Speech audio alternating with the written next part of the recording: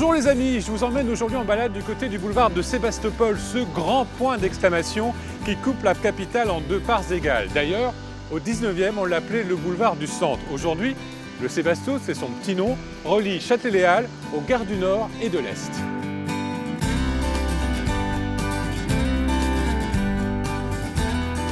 Comme vous pouvez le constater, ce n'est pas vraiment l'endroit idéal pour se promener parce que la circulation est dense. Mais si vous bifurquez dans les petites rues voisines, alors là, c'est une vraie vie de quartier qui se révèle.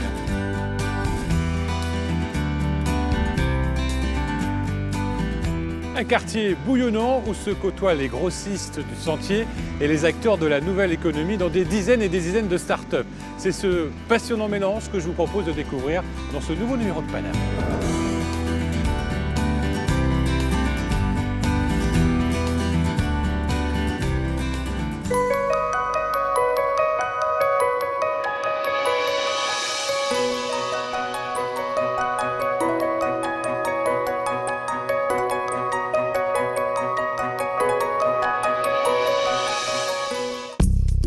Au sommaire de ce nouveau numéro de Paname, Yvan va tester avec Aurélie un concept unique à Paris, la Fury Room, l'endroit idéal pour se défouler. Je sais pas vous, mais moi j'ai toujours rêvé de faire ça.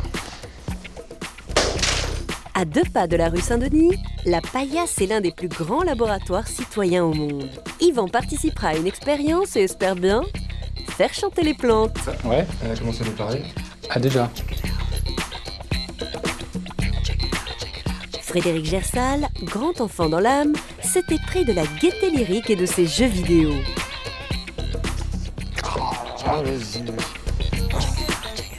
Dans l'hôtel 123, Yvan s'offrira une tranche de cinéma avec un certain Monsieur Godard. J'adore. Quel accueil de star, le tapis rouge et tout.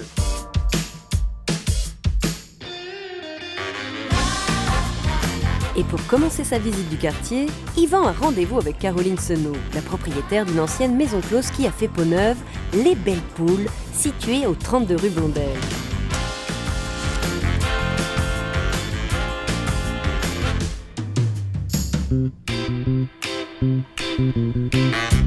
Ah oui. Bienvenue aux Belles Poules. C'est une belle surprise, ça. Wow. Je t'en prie, Yvan, installe-toi. Merci. Qu'est-ce qu'on fait là? On attend le client? Moi, oui, en tout cas, c'est sûr. En tout cas, ici, on sait vraiment où on est. Hein. C'est inscrit sur les murs.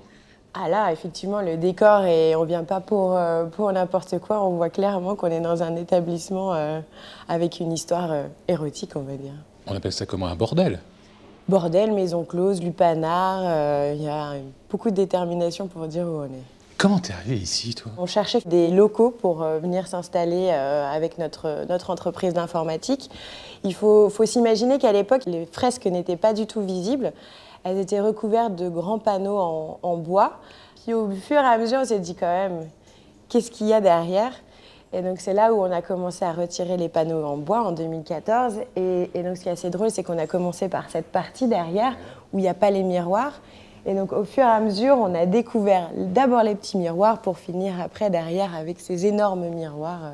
Il y a des visages qui avaient été détruits, des décorations. Donc, les restauratrices ont vraiment fait un super travail. Ah oui, parce qu'on a l'impression que c'est vraiment d'époque. Hein. C'est ça.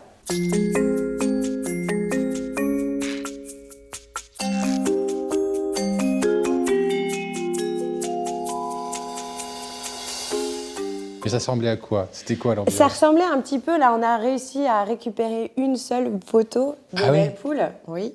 Et en fait, ça ressemblait un petit peu à une brasserie, avec des banquettes tout le long des murs, avec des grandes tables rectangulaires où les femmes attendaient le client.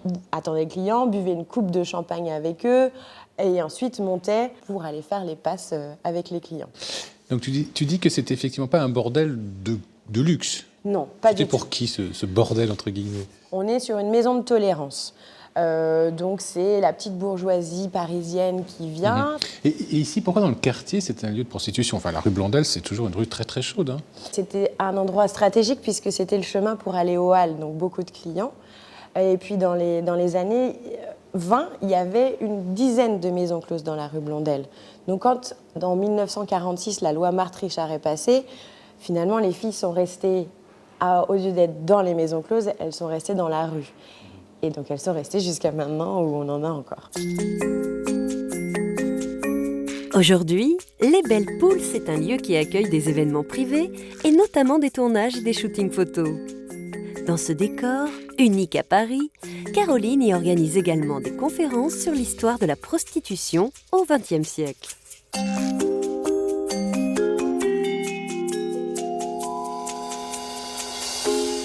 La découverte de ce lieu a fait que tu as changé d'activité, puis que tu t'es aussi intéressé maintenant à une histoire de Paris qui est celle de la prostitution. J'avoue que quand je me suis installée ici, je me suis jamais dit que j'allais devenir aussi spécialisée en maison close. Mais c'est vrai que quand on commence à chercher une histoire qui nous touche un petit peu, et on découvre cet univers, et c'est vite passionnant. Écoute, merci beaucoup. Merci. Merci à toi d'être venu. Je te remets sur le trottoir. Voilà, c'est mon quotidien.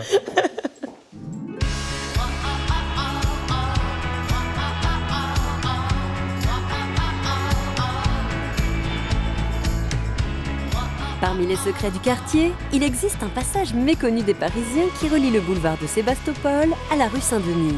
Le passage des Dames de Saint-Chaumont.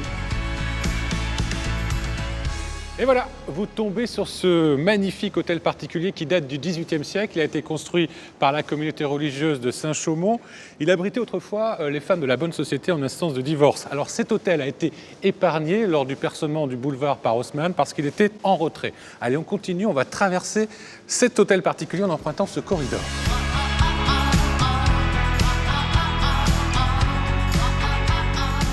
Enfin, on termine par cette cour qui a une histoire un petit peu plus contemporaine puisqu'elle a servi de décor au tournage du film La vérité si je mens. Aujourd'hui, les entrepôts et les ateliers de confection accueillent un monde fascinant, celui de la paillasse. Installée ici depuis 2009, la Paillasse est un laboratoire dédié à l'innovation et à la création à 2 pas de la frémissante rue Saint-Denis.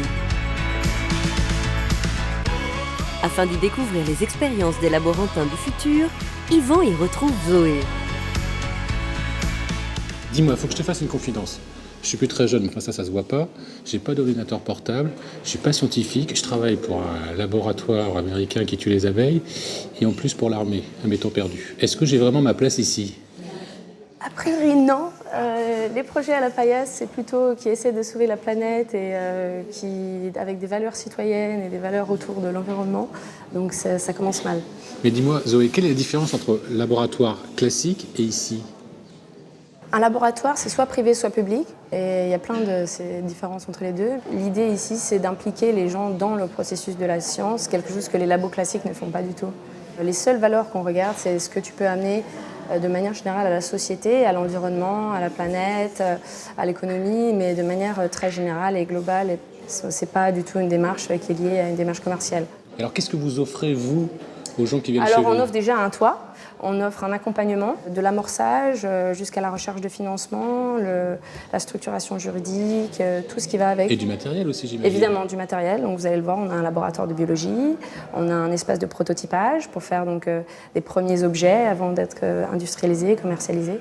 Ah oui, tu vas montrer tout ça. Et ouais, Il faut que ça soit concret. Vous, les scientifiques, vous aimez quand c'est concret, les choses. C'est ça, Ah bah, exactement. tu vas montrer.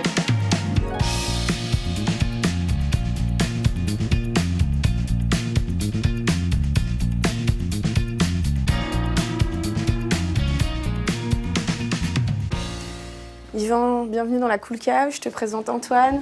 Bonjour Antoine, bonjour les garçons. Qu'est-ce qu'on fait de beau ici alors ? On va connecter, en fait, on va capter des signaux provenant des plantes et par des logiciels, on va transformer ces signaux en son, par exemple, ou en informations lisibles pour des ordinateurs et des humains. Vous faites chanter les plantes, c'est ça ? On fait chanter les plantes, ouais. On commence à la faire balbutier. C'est pas encore un grand chœur symphonique, mais en tout cas, ouais. Elle commence à nous dire. Ça veut dire que vous avez branché une électrode là ? On Simplement a sur- brancé. Ah, Ouais. elle a commencé à nous parler. Ah déjà. Ah, il suffit d'approcher les mains Il comme suffit ça ? d'approcher, ouais. Les mains déjà. D'accord. Et puis après, selon les pressions, selon la plante, selon la forme de feuille, on va pouvoir imaginer tout un tas d'interactions. Ah oui. D'accord. Et si je touche ça aussi, c'est... Ah mais c'est incroyable. Ça a l'air de lui plaire. Alors, tout ça va servir à quoi ? L'application concrète de ça. Alors, Aujourd'hui, notre application concrète, en fait, c'est une petite carte de programmation Ça là. qui permet d'enregistrer déjà tout un tas, voilà, notre coolboard, qui permet d'enregistrer déjà 7 paramètres environnementaux, lumière, humidité, température, pression atmosphérique, etc. etc. J'imagine que ça, on est dans la Terre, c'est ça? Voilà. D'accord. Ça, c'est des choses en fait qui scientifiquement sont déjà éprouvées et qui sont facilement utilisables dans de l'agronomie, dans de la météorologie, etc. etc. D'accord. Pour un paysan, par exemple, il met ça dans son sol et il sait s'il y a... Oui, il le met dans un arbre et ça va monitorer la zone. Demain, et en tout cas aujourd'hui, on se repose plein de questions sur effectivement ces langages secrets des plantes. Ah oui, pour qu'elle vous dise, elle, ce qu'elle a besoin. Exactement. Voilà. Mais d'une autre manière, pas forcément sur j'ai soif ou j'ai faim, comme nous on l'attend. Donc vous essayez de décrypter le langage, la façon de communiquer des plantes. Non, C'est ça que vous vérifiez c'est ça qu'on est en train de vérifier. scientifiquement. C'est ça, on est en train de développer en tout cas des outils pour vérifier ces systèmes-là et justement voir quelle est la forme la plus évidente de communication.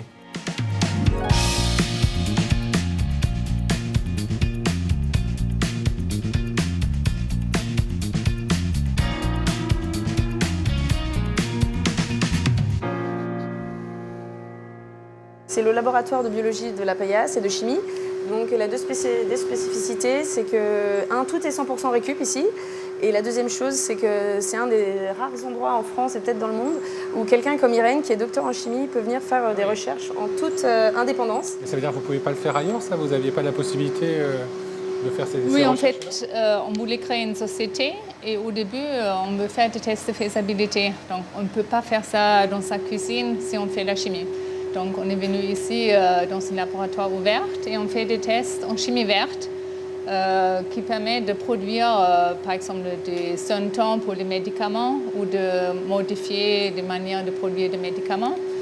D'une manière très douce, on peut travailler dans l'eau. On utilise l'énergie électrique, qui est une énergie renouvelable, pour activer des molécules. Et donc, ce qui est intéressant ici, c'est qu'on peut faire des tests pour voir si notre concept marche. Et là, vous êtes sur le point de trouver? Oui, je dirais tout à fait. Je sens que chez vous, là, vous êtes content de sourire. Oui, tout à fait. Ouais. Et justement, Zoé, est-ce qu'il y a une obligation de résultat? Non, il n'y a pas d'obligation de résultat à la Paillasse. Ça fait vraiment partie de l'esprit d'être dans un lieu d'innovation et dans un incubateur.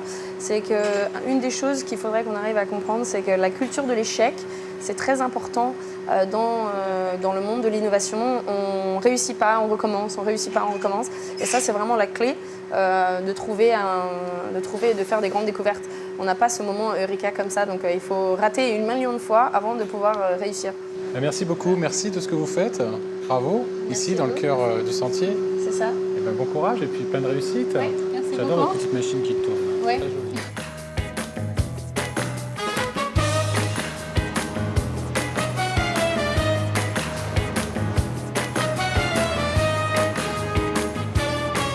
Autour du boulevard Sébastopol, juste en face du square Émile Chotan, impossible de passer à côté de la gaieté lyrique. Depuis 2011, cette institution explore les cultures numériques à travers des concerts, expositions, projections, ateliers et des jeux vidéo. Grand joueur devant l'éternel, Frédéric Gersal va nous dévoiler tous les secrets de cet ancien théâtre. Un jeu d'enfant pour notre historien. Vous avez une Game Boy, vous, comme mon arrière-grand-père? Je savais pas que vous étiez aussi âgé que ça. Arrêtez. Attendez, je termine. Vous jouez à quoi? C'est le Tetris? jeu de bruit, les briques, là, vous savez. Mais ça Bon. n'existe plus depuis au moins 150 Il ans, ne faut ça. pas parler trop fort, parce Pourquoi que on est dans un lieu quand même de Et consultation. on est dans le temple du numérique, on ne joue plus à la Game Boy ici. Ah, C'est moi, fini, c'est ça. ce que j'ai trouvé de plus moderne. Mais ici, alors, les images, la musique, il faut que je vous raconte. Ouais, et parce puis que... surtout, ça tranche vraiment incroyablement avec l'entrée. Ah bah, rien à voir. Fascinant. Mais c'est C'est deux toute une époques. histoire, toute une histoire. Vous me racontez Plus de tout 2 ça siècles. Allez, venez.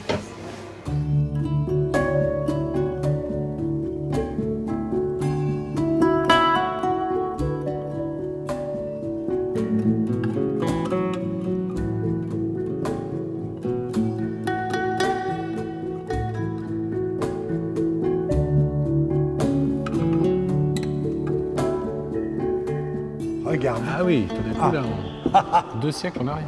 on change de monde. Waouh. Ah, il y a un vrai Là, il y a- changement. Ah oui, un bond en arrière, là. Bah, Combien c'est d'années, là? un bond dans le temps. Si on veut prendre la totalité, 250 ans. L'emplacement ici, c'est 1862. Ici, je pense qu'on est dans le foyer, Ah. l'ancien foyer, non? Et comment vous avez repéré? Il y a les cheminées. Eh oui, bravo. Il y a toujours des cheminées dans un foyer. Voilà, c'est là où le public vient pendant les intermèdes, parce que la salle n'était pas chauffée, et on venait se réchauffer dans ce foyer qui porte si bien son nom, foyer, feu et donc cheminée. Ça commence avec les grandes foires de Paris, où il y avait des saltimbanques, ceux qui sautaient sur les bancs, les saltimbanques qui étaient les premiers artistes qui s'installaient sur les foires. Et puis, du coup, on s'installe d'abord sur un banc, puis après on va créer un petit baraquement, et puis on va créer un vrai théâtre. Ça a été le cas de ce théâtre de la Gaîté à partir du tout début du XVIIIe siècle. Et pourquoi théâtre de la Gaîté? Parce que ces comédiens jouaient des pantomimes, jouaient des comédies. On rigolait, quoi. On rigolait, on avait le sourire aux lèvres, donc c'était le théâtre de la Gaîté. Arrive 1862. Qu'est-ce que c'est que 1862? C'est la période du Second Empire, c'est Napoléon III qui décide de changer complètement Paris et il demande à Haussmann de tout casser. Et Haussmann va tout casser, y compris ce boulevard du Temple où était installé ce premier théâtre de la Gaîté. Haussmann casse tout, et du coup, on va reconstruire ce théâtre de la Gaîté ici, rue Papin. Et voilà comment il voit le jour en 1862. Et à partir de ce moment-là, les artistes qui vont se présenter ici, c'est un petit peu différent. Ça n'est plus du théâtre pur, il y a aussi du chant, il y a aussi du lyrique. Et comme le mot lyrique est décroché d'un théâtre lyrique qui existait du côté du Châtelet, eh bien il va reprendre cette appellation et en plus présenter des artistes. Il y a même des opérettes de Francis Lopez qui ont été créées ici avec Luis Mariano. Oh, c'est l'endier.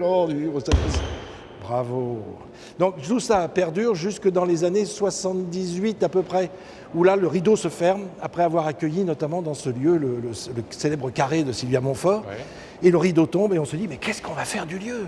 Et pendant plus de 30 ans, on se pose des questions. Les uns veulent le racheter, il y en a certains qui veulent créer un parc d'attractions, alors à l'intérieur ou en tout cas sur le lieu.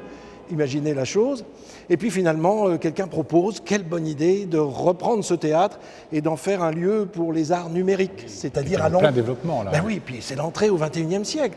Donc ça ferme en 1978, ça rouvre après avoir tout cassé, sauf cette partie-là, en 2011. Et depuis 2011, on peut venir en geek ou en pas geek, mais on peut venir ici parce que vous n'êtes pas vraiment geek, vous. Pas avec les vêtements, mais sinon dans la tête, je suis complètement geek. Au croisement de la rue Réaumur et du boulevard Sébastopol, Yvan s'arrête quelques instants devant l'imposante poivrière. Un repère que vous ne pouvez pas louper sur le boulevard de Sébastopol, c'est le 103. C'est l'adresse du siège historique des magasins Félix Potin. Vous savez, l'inventeur de l'épicerie moderne, celui qui a mis au point les prix fixes et la livraison à la domicile. Eh bien, il a fait construire cet édifice en 1920. Il est surmonté d'un magnifique dôme que l'on baptise la poivrière et qui symbolise évidemment le faste de l'entreprise. Mais ça, c'était en 1920.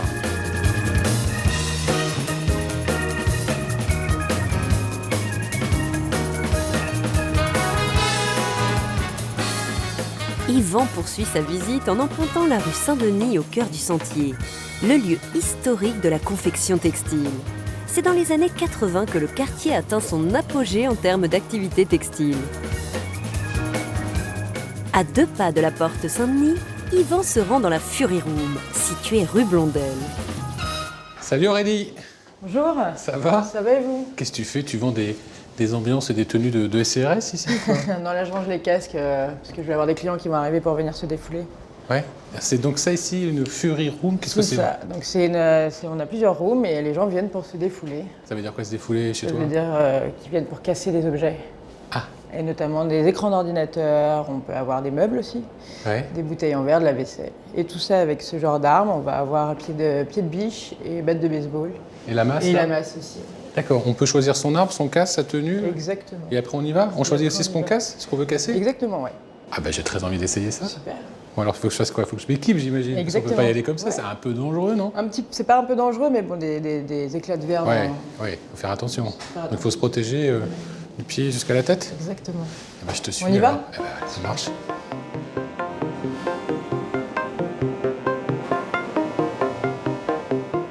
Ça y est, là on est équipé là Aurélie. Non, il nous reste encore des choses à mettre. Qu'est-ce qu'il nous faut de beau? Alors, il nous faut les plastrons. D'accord. Celui-là, il est plus grand. Ça va aller très bien avec notre tenue. Très bien. Hop. Il faut bien remonter les cols.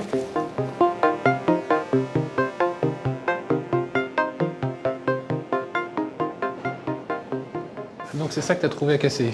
Ouais. Donc on choisit ces objets? On a plusieurs formules. Ouais. On a une, on peut venir choisir ces objets. Ouais. Ça commence par quoi? Des bouteilles, j'imagine? Alors, bouteilles, vaisselle, après on peut partir sur du meuble, Ouais. sur des écrans. Et qu'est-ce qui est le plus demandé? Les écrans. Les écrans ouais. Mais les filles aiment bien casser la vaisselle aussi. Ah ouais. Ça marche comment la formule? C'est au temps, à la quantité d'objets, c'est quoi? Pour les plus petites formules, c'est 10 minutes et ça va jusqu'à 30 minutes maximum. Mais les gens mettent à peu près 20 minutes en moyenne.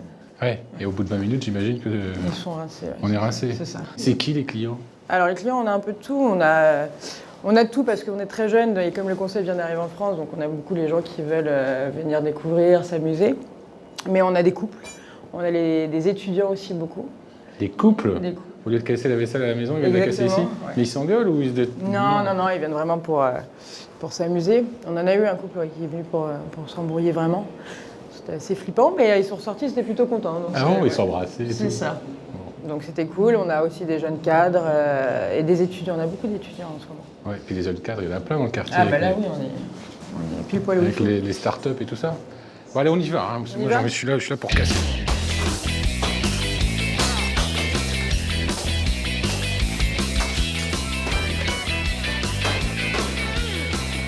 J'en ai marre du service de la belle-mère. Ça suffit. Pardon.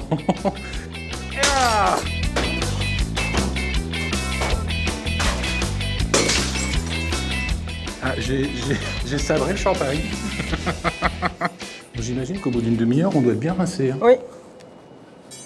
Ouais, les gens ressortent assez épuisés. Dans l'ensemble, les gens, ils ressortent comment? Avec la banane. C'est vrai? Ouais, vraiment. Ils ressortent vraiment, j'ai l'impression que ils sont soulagés. Ils veulent juste après aller boire une bière ou aller se coucher et rentrer chez eux. Mais ça en dit quand même long sur l'époque, ça, non? Ces genres d'activités, trouve pas? Je sais pas, je pense que surtout que les gens ont peut-être veulent trouver autre chose que des massages ou de la relaxation comme tout le monde fait. Il y a des gens vraiment qui piquent une grosse colère?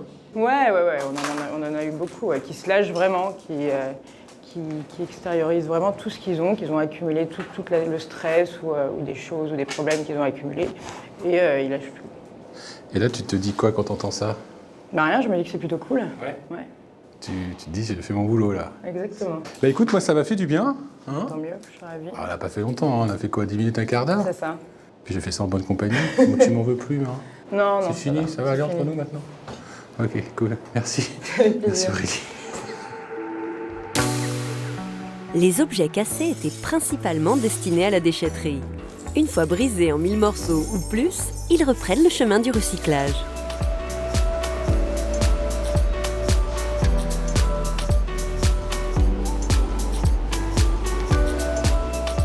Retour sur le boulevard Sébastopol. Yvan a rendez-vous avec Monsieur Godard, le gérant de l'hôtel 123 Sébastopol. Un hôtel qui regorge de clins d'œil au 7e art.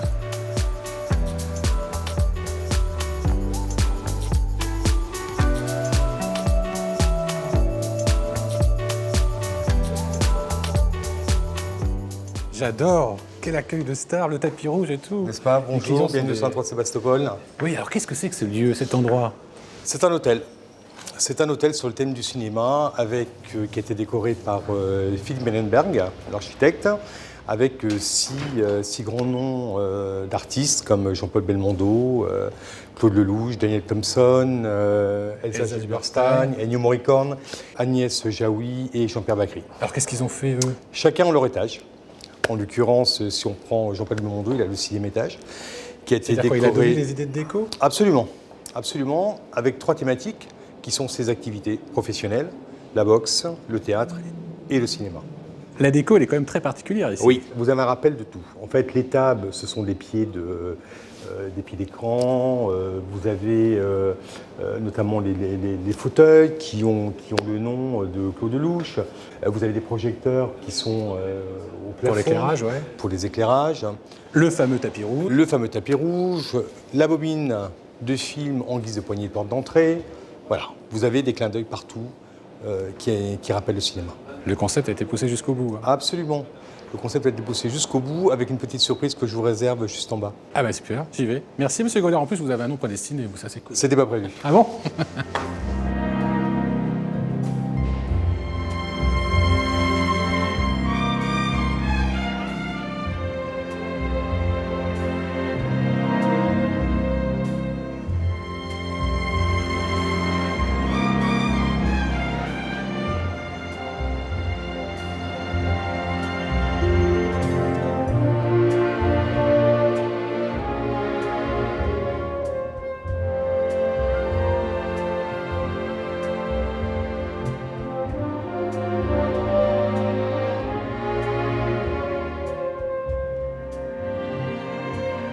Amal les amis, bienvenue dans ma salle de cinéma privée, enfin plutôt celle de l'hôtel. C'est un lieu que vous pouvez louer pour vous tout seul ou avec vos potes pour voir un film. Moi j'ai choisi L'As des As de Jean-Paul Belmondo. Vous pouvez aussi peut-être choisir ce numéro de Paname autour du boulevard de Sébastopol. Vous pouvez, je vous invite aussi à venir me parler sur les réseaux sociaux, sur Facebook. En tout cas, on se retrouve la semaine prochaine pour un nouveau numéro de Paname. Allez Jean-Paul, envoie!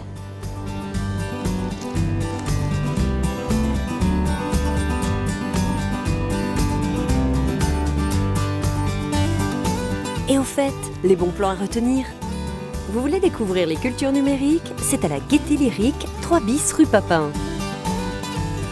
Vous avez une Game Boy, vous, comme mon arrière-grand-père? Une soudaine envie de tout casser? Allez vous défouler 32 rue Blondel dans la Fury Room d'Aurélie. J'ai sabré le champagne.